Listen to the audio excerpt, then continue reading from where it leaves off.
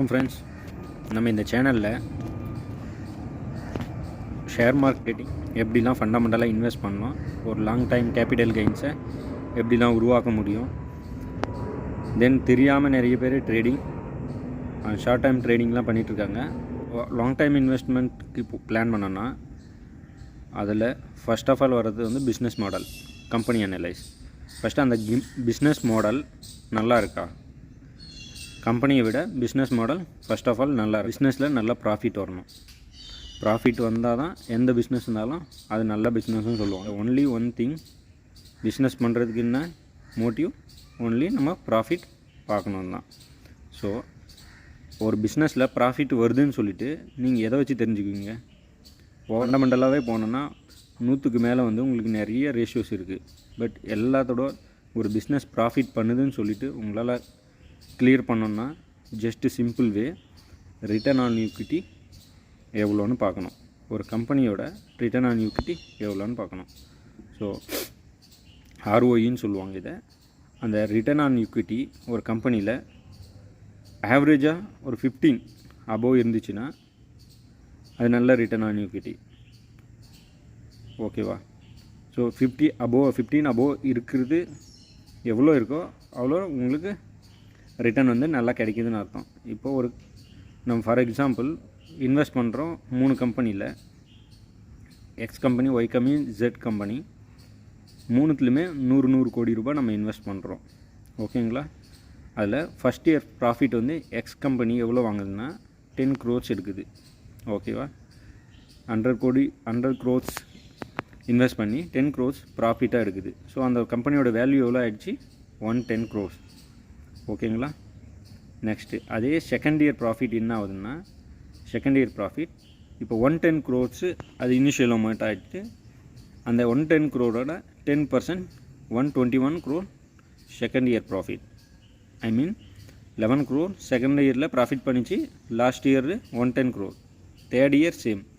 Third இயரில் அந்த company வந்து 10% ப்ராஃபிட் ஆகி அதில் வந்து 12 crores வந்து ப்ராஃபிட்டாக எடுத்திருக்கு. அது ஒய் கம்பெனி எடுத்திங்கன்னா சேம் 100 crores இன்வெஸ்ட் பண்ணியிருக்காங்க.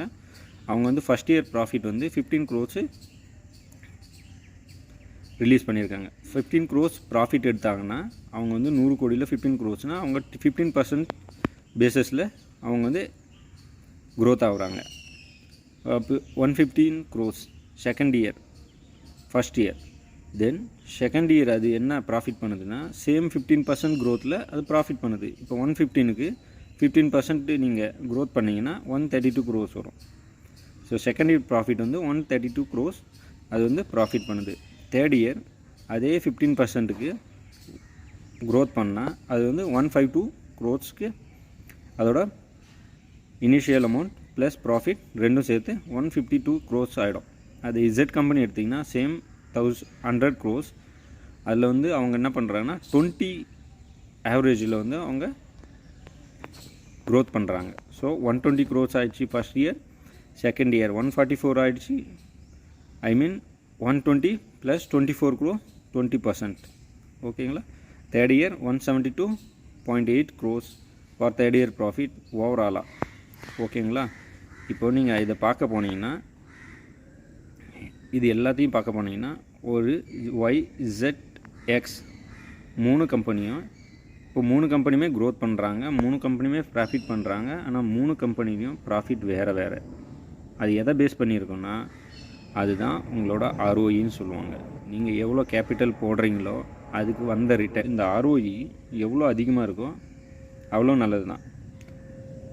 இசட் கம்பெனியோட ஆர்ஓஇ 20%, அது வெரி ஹை. ஆவரேஜாக ஒரு 15 அபோவ் இருந்துச்சுனாவே அது நல்ல ஆர்ஓஇன்னு சொல்லலாம். ஆனால் எக்ஸோட 10% ஆர்ஓஇ இஸ் வெரி லோ. 10% ஆர்ஓஇயில் அப்படி ஒரு பிஸ்னஸ் பண்ணுதுன்னா உங்களுக்கு அது ப்ராஃபிட் அந்தளவுக்கு இல்லவே இல்லைன்னு தான் சொல்ல முடியும். தென் இன்றைக்கி கிளாஸ் உங்களுக்கு புரிஞ்சிச்சுன்னா லைக் பண்ணுங்கள், ஷேர் பண்ணுங்கள், சப்ஸ்கிரைப் பண்ணுங்கள். தேங்க்யூ.